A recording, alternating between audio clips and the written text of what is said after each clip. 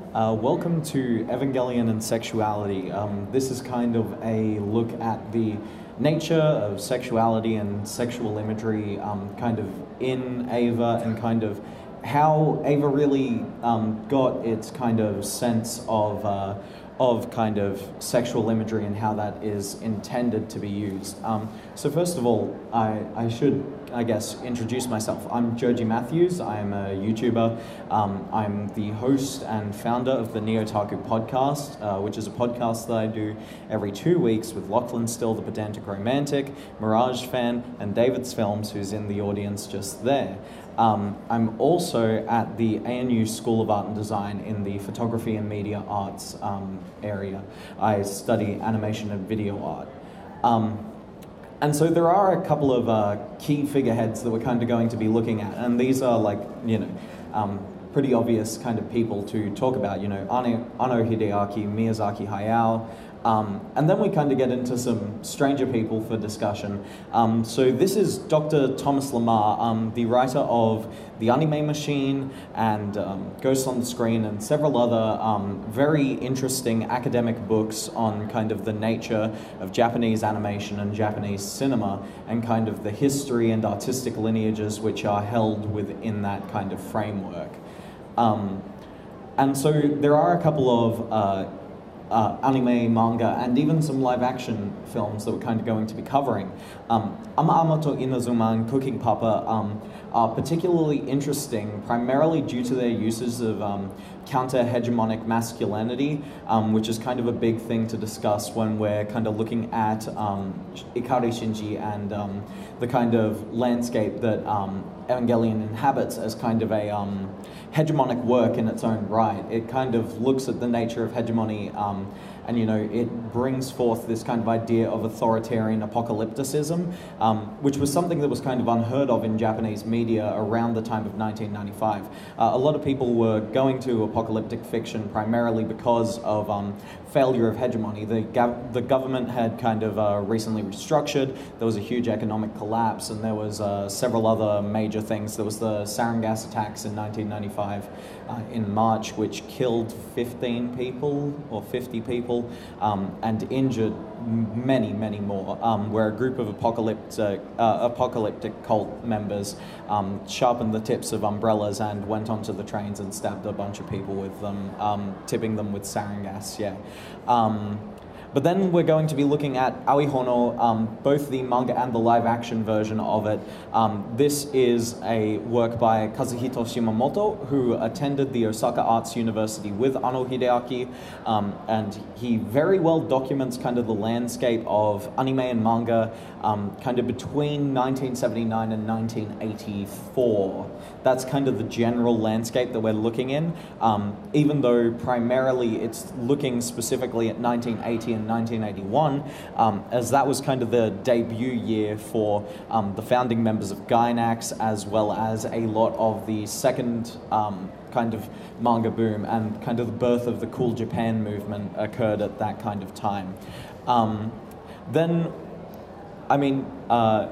kind of talk about Boku Girl a little bit, maybe. It's a very interesting work to look at because of how it kind of looks at transgender issues and kind of sexual identity and the notion of works, which is something that clearly takes presence in at least some form within Evangelion in its extended media form. And then in terms of live action, we're going to be looking at Love and Pop, the 1998 film by Anno Hideaki, Shikijitsu, the 2000 film by Anno Hideaki, Cutie Honey, 2004 by Anno Hideaki, and then in terms of anime, Neon Genesis Evangelion. When I say Evangelion, primarily I mean Neon Genesis, the 1995 series, all 26 episodes. Usually I actually discount the movie when I'm talking about it in depth. Gunbuster, the 6-episode OVA, not the movie format. Nadia, The Secret of Blue Water, the 1991 adaptation of Hayao Miyazaki's screenplay, and the Natalia's Story readaptation of the work. Then there's Daikon 4 by Daikon Film, the opening to the 4th Osaka Science Fiction Convention. Laputa Castle in the Sky, which is in essence the same screenplay as Nadia, Secret of Blue Water. Combattle of V, as it's one of Ano Hideaki's chief influences in terms of anime, and then Mobile Suit Gundam 1979 and Cyborg 009 as their kind of foundational movements of certain things. I would have put Ideon on here, but I haven't seen Ideon enough to kind of really discuss it. And so kind of what I want to discuss to begin with is kind of the ever-presence of sexuality in Ano's works. See, really since 1981, well, no, really 1984. See, in the 1981 Daikon 3 animation, that's heavily focused on kind of the kawaii movement that was taking hold at the time. But in 1984, we kind of see this emergence of a new Daikon girl that really takes precedence through kind of its similarities to a lot of the other anime girls of the time. And, you know, Rumiko Takahashi is quite possibly, you know, one of the chief people behind this kind of era of kind of media stuff.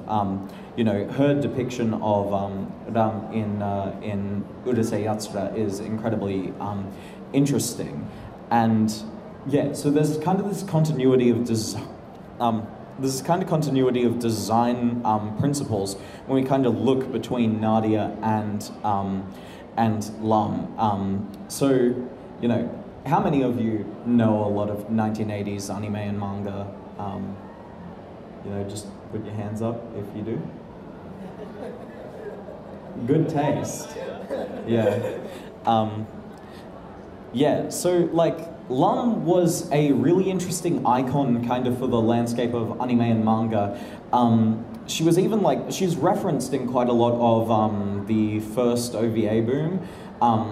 She's referenced in the AD Police 1991 OVA, which is a spin-off series of Bubblegum Crisis, if any of you have happened to see that. But yeah, Lam was kind of a icon of otaku sexuality. She, you know, was presented in this kind of matter-of-fact way. And the kind of design continuation that comes to, you know, Nadia over kind of the course of 10 to 7 years is particularly interesting. You know, so Nadia really kind of showcases an inverse of kind of the idea of the Zetai Ryukyu, or the absolute territory that is really presented in Lam. And it's presented in Lam in a kind of different way than we would commonly view it now, but that is kind of just, you know, how the kind of idea evolved over time. See, you know, where in Lam, there was kind of the Zetai Ryuki looking at kind of the thigh area, being revealed primarily by the socks.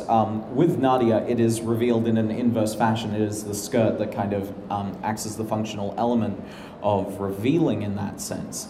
And so, you know, and Nadia plays around, at least in a design sense, with kind of the idea of diegetic fan service, which, you know, would end up kind of reoccurring in later era works, especially kind of Neon Genesis Evangelion.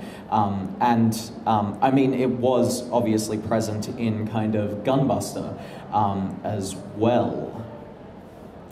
And so to kind of look at Love and Pop and Shikijitsu as well, it's very interesting because both of these narratives contain largely kind of sexual ideas. Love and Pop is kind of a film about compensated dating in Japanese youths, and it's presented in a very odd way. It's presented in this obscene, like, backwards, like they would attach cameras to the end of chopsticks and film girls eating and stuff for like the creation of this film, and it's just like absurd in kind of the complications of a production system that film kind of works under, and you know, so in this kind of thing, Where Anno gets particularly complicated is when we kind of look at Shikijitsu. So in this film, there is this kind of division between platonic love and carnal love, and kind of the systems of vulnerability that kind of come into play through that division. And a lot of the times of sexual imagery occurring, it's a moment of great characterization. It's kind of integrated into narrative elements. There's one discussion in which the two main characters, director and the girl, come across a pornographic magazine, and they're just like kind of talking about it, and like the director talks about how he doesn't read any pornographic material whatsoever, and like that's kind of a way of building upon his character. And then later upon in the film, when they kind of fall into a more so tied-in relationship, there is really a tie to this romantic ideology that's present there.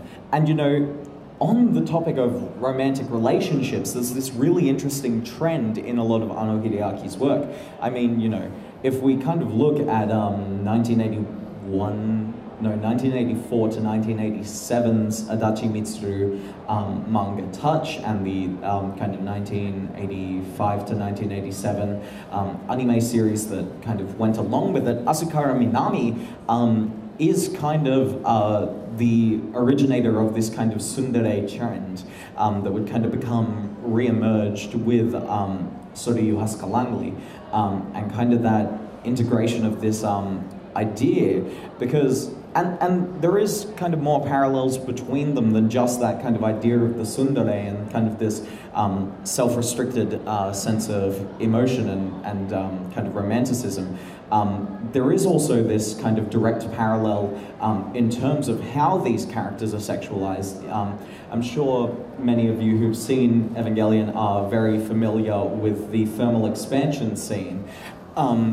And that is basically a one-for-one copy of the beginning of the second episode of Touch, in which Asukara Minami and Tachan are like by the pool in that, and while those episodes take rather very different approaches towards their narrative, one's very much a sports story, the other is very much a character-driven kind of mecha story, but that kind of unification in the kind of identification or kind of the mimeticism of sexualization of characters is really interesting, and I think this is really something that kind of comes up again and again in Ano Hideaki's work. And I mean, he was greatly influenced by the 1980s and the 1970s, so that is really to be expected.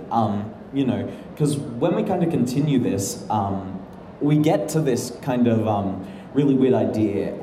So, if we kind of look at the character of Shinji Ikari, there are a lot of parallels that we can kind of draw to Uchiyama Aki. Now, there are a lot of characters named Uchiyama Aki. They were all written by one mangaka, and they kind of all take the same narrative, but they play around with certain elements of it. But yeah, there were three Uchiyama Akis portrayed in the 1984 OVA series Nikatsu Video. Now, I have no clue if Ano Hideaki had actually consumed this, but it is quite possible that Okada Toshio was someone who had done this. I mean, Okada Toshio was famous for collecting every single OVA and every cassette tape and Betamax that he could get his hands on. I mean, he was a rich kid with no passion other than anime in the 1980s. And so Uchiyama Aki kind of birthed this idea of the kind of curious girl in a sense. And this kind of takes a weird approach. Kind of the way that the curious girl interacts with the world is very unique, because it's usually through this kind of reserved interaction, and it's very distant, and that kind of, you know, garners itself back to kind of Ano Hideaki's usage of kind of orthogonic perspective shots and stuff in the character of Ikari Shinji. If you actually go out and you seek out this OVA, there are kind of a lot of orthogonic perspective shots, but this OVA likely went on to kind of inspire the Princess Maker series and lots of the early kind of the progenitors of the visual novel kind of format of interactive media, which, you know, Gainax was rather heavy into the involvement of kind of the creation of. And so then I kind of want to talk about Combat V. And so this is actually an image from Dark Souls. This is the icon for humanity. But Combat V's kind of cave of which the kaiju come out of takes a rather similar resemblance to that. And so there is this kind of idea of femininity and feminine sexuality is kind of a double-edged sword in the situations portrayed in Evangelion, and it's rather interesting to kind of look at the lineage of kind of animators and anime directors that kind of come out of Studio Gainax, and especially out of the Evangelion project. I mean, Hiroyuki Imaishi very much utilizes feminine sexuality in a way that kind of is not so much of a double-edged sword, although I guess if you kind of look at Kill la Kill specifically, there is kind of this duality to that. You know, there is the ability to be used for good and the ability to be used for evil, but in the works of Ano Hideaki, it is solely, you swing it, it swings back at you as well. And that kind of comes down to his views on the world in a lot of senses. So kind of, if we look at the character of Lilith and kind of the parallels to Rei in that, that's really the closest that we can kind of get to that. But you know, that kind of imagery from Combat V, you know, right from the outset of the very first episode, we're kind of hit with this blatantly sexual image, and that function in service of the setting, it introduces us in much of a similar light to, you know, how From Software uses humanity as a kind of symbol, and there is obviously, you know, reason behind using, you know, that kind of idea. And so I kind of want to return to that kind of idea of integrated, or rather the kind of everyday sexuality that we kind of see in media, because Gunbuster is particularly interesting in that sense. There's a lot of scenes of kind of the characters going through kind of everyday routines, and you know, it's unlike a lot of other works around the same time. A lot of the other works that, you know, at all contained sexual imagery were entirely about the sexual imagery, but Gunbuster really utilized it in order to kind of humanize the characters and kind of, you know, it's something that reemerges again and again, and that really comes from a lineage of, you know, the kind of mecha genre, especially if we're looking at something like Mobile Suit Gundam. You know, that Amuro, you know, is depicted bathing quite a bit, and you know, if we look at Ava, I don't think there's an episode really without a scene of at least one of the characters in a change room or in a shower or something. And so yeah, it kind of really looks at this diegetic way of kind of characterization through sexuality and kind of the presence of one's sexual organs, because, you know, there is this kind of comfort that can be associated with them in a sense, and that's particularly interesting. So yeah, now I kind of want to talk, you know, strictly about Evangelion, and so there is this really interesting case of kind of counter-hegemonic masculinity in Evangelion. Shinji Ikari is not what you would commonly associate with kind of a man.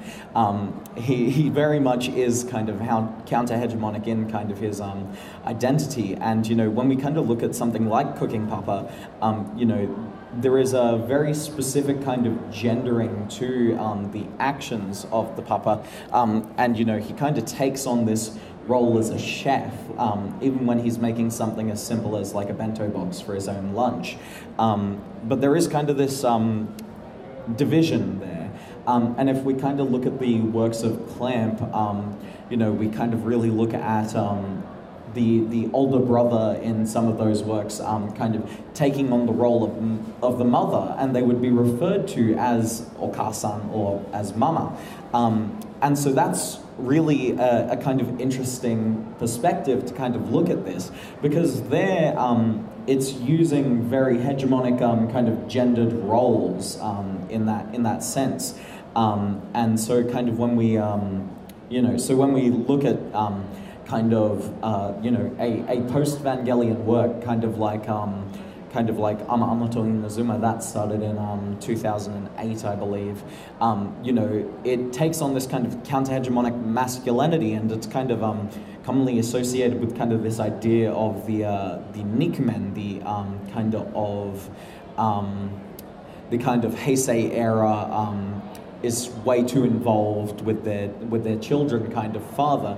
And so while Gendo Ikari is obviously kind of representative of the hegemon in Evangelion, Shinji Ikari is very much you know, kind of going against that. And when he kind of plays into you know, hegemonic gender identity and such, it literally causes the destruction of the world, you know, kind of that assertion of dominance and kind of that assertion of control that is commonly associated with masculinity under, you know, a typical structure, you know, through Gendo Ikari and kind of his unnatural fusion and his kind of unnatural kind of division of humanity in this kind of exploded projection system, where he's kind of able to re-engineer this kind of humanity and such.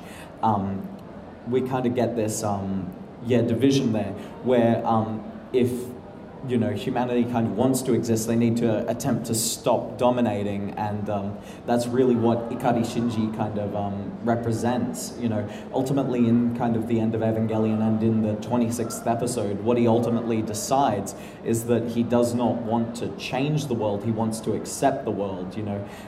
He could ultimately accept the utter destruction of absolutely everything, but in his eyes, I guess he learns that kind of, you know, living with others and enduring pain is kind of the natural order of it. And so that's kind of a really interesting way of looking at kind of the gendering of that kind of idea, or rather the kind of associations with typicality of gender in that kind of idea. And so then there's the question of, is Ikari Shinji bisexual? Because, you know, there is you know, this common association of Ikari Shinji with that kind of "I'm so fucked up" meme from the beginning of the end of Evangelion. But there is also this kind of association with the character of Karu from kind of episode 20 onwards, although, you know, he's not in the original show for all that much. The Death and Rebirth films really kind of flesh him out quite a bit more. But, you know, there's this kind of association of Shinji Ikari in both a homosexual and a heterosexual relationship within this kind of media, and yet there is no moment at kind of which Ikari Shinji approaches this kind of idea of the opposite sex with a through a strictly sexual lens outside of kind of that moment in the film. And there's no moment at which he, you know, approaches the same gender through a sexual lens outside of the moments of Karu. And so there is this really interesting kind of divide there. And I think it's because, again, Shinji doesn't so much desire kind of a romantic or a sexual attraction to people, but rather an ideological one. Again, kind of looking at the divide that was present in Love and Pop and Shikijitsu, of kind of this carnal, love, and kind of that association to hegemony that kind of comes out of that carnality is particularly interesting. So if we kind of classified Shinji Ikari as not experiencing of conventional sexual attraction, then we kind of get a kind of more interesting kind of view of him. He's not necessarily what we would refer to as asexual, but somewhere, in between upon that giant spectrum. And so then we kind of want to look at the gendering of kind of perception systems in Neon Genesis Evangelion. Because there is some really interesting cinematography that's kind of at play. Kind of when we look at the way that Asuka is pictured, it's very often kind of from shots from above, especially in that kind of final 4 episodes. She's often pictured from above, or rather very close-up angles, kind of obscuring her body and such. And while in episode 26, obviously she appears, with full body and everything, there is kind of still that kind of association to kind of intimate angles and positions of the camera. Yet when we kind of look at Ikari Shinji, we get lots of kind of orthogonic perspective shots, where we kind of get these drawn back, intense, just very much puzzling kind of views of the world. And a lot of that does come down to kind of Ano Hideaki's style as a director. I mean, a lot of what he does kind of throws back to the Edo era in kind of how an image functions, yet he still, often uses kind of more standardized shots, especially kind of when we're looking at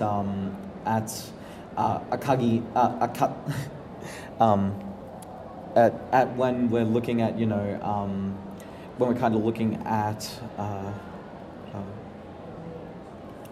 kind of when we're looking at the older female members of the cast, Ritsuko and Misato, that's their names. So I kind of tripped up there. But yeah, kind of when we look at them, we get this more standardized cinematic kind of view of it. Yet when we kind of go to someone like Rei, we get these, shots that kind of defy kind of cinematic rules and such, and like especially kind of when we're looking into the medium of animation, kind of looking at the way that Rei is animated compared to a lot of the other characters is particularly interesting. See, Rei doesn't get very many moments of particularly fluid character animation, where Asuka does. Rei's movements are often very much viewed through this kind of notion of animatism as kind of, as Lamar would write of it, where it's essentially frames kind of sliding across other frames as opposed to really kind of fluid motion that we kind of see, especially with Asuka. If we kind of look at that fight scene from the 26th, from the film's middle arc, in which she's fighting against the mass production Ava units. Yeah, we kind of see very fluid character animation and kind of this very much kind of more cinematized view of motion. And I mean, Ano Hideaki doesn't really use cinematic motion all that much. Cinematic motion specifically refers to kind of hyper-Cartesianism, as it's again put by Dr. Thomas Lamar, and that's movement kind of into a world through kind of the motion of a image. And Hayao Miyazaki really uses cinematism a lot, especially in Princess Mononoke, but he really codifies it. I mean, if you kind of look at Nausicaa of the Valley of the Wind, there's this kind of codification of it to kind of a return to naturality, in which where in comparison to Mononoke Hime, there is this kind of look at at this kind of aversion to naturality through kind of the use of cinematism, which is really interesting when we kind of consider Cartesianism as a scientific movement, especially in terms of the linear perspective in kind of, you know, artistic senses. And then if we kind of looked at 2015's, you know, Studio Car across Dwango short, Me, Me, Me, with the Teddy Lloyd soundtrack. Who saw Teddy Lloyd last night, by the way? Because it was pretty good. But kind of there's this kind of codification, especially in the works of Imaishi Hiroyuki, of kind of cinematic motion with kind of feminine sexuality, and we kind of see that re-emerging in Me, Me, Me. But again, it's very much codified, where animatized movement is as well codified in Neon Genesis Evangelion, you know, through that kind of limitation of the humanism in that sense, where fluid motion much more so comes from that kind of Miyazaki, you know, school of kind of the representation of humanity and such. Yeah. And so then we kind of want to look at this question again of, well, is Ano Hideaki himself kind of asexual? See, Ano Hideaki is a very interesting figure, because if we kind of look at a lot of his earliest works, kind of a lot of his student films, you know, If You Keep Shooting It Will Fall and such, and the Tough Tires shorts, most of them don't even really depict people or people all that prominently. They are much more so mechanical and kind of effects-based animation. And you know, based off of like all documented information that I can really find about Ano, you know, the 2 manga series about him and every interview that I can find translated and everything that I translate myself, there is this really kind of look at him as being kind of repulsed by people, or at least kind of not so much repulsed, I guess that's a very strong term, but rather not being drawn towards people, or not being drawn towards humanity, but much more so being drawn kind of towards concepts. And that was very much detailed kind of by Mayoko Ano in her 2008 to 9 kind of 1-volume manga, Insufficient Direction, in which, you know, a lot of the time there is this kind of discussion of Ano Hideaki as kind of being ignorant of kind of the person that he's married to, and instead, you know, kind of looking off at kind of you know, the works of Yoshiyuki Tomino and you know, other and some, you know, great mangaka from like around that era in which he was, you know, largely growing up and such. There's one chapter in it in which he's kind of going out for an anniversary dinner, and you know, there's this thing where Ano is being depicted as sweating through the entire night, and it's because he sees that the bartender used to play Kamen Rider, you know, and so it's kind of this draw, not so much to the romanticism of a relationship, and not so much the sexual elements of a relationship, but rather to the conceptual elements of a relationship that really Ano Hideaki plays kind of around in, which is very interesting, because kind of when we look at post-Evangelion sexuality in media, there's a very kind of odd drop-off of that kind of conceptual look at kind of romanticism and such, in which, you know, like if we kind of look at Kakuse in 1999, which is the one with the guy with the treble clef as his hair. That's just my favorite image from that entire series, because he just looks so cool.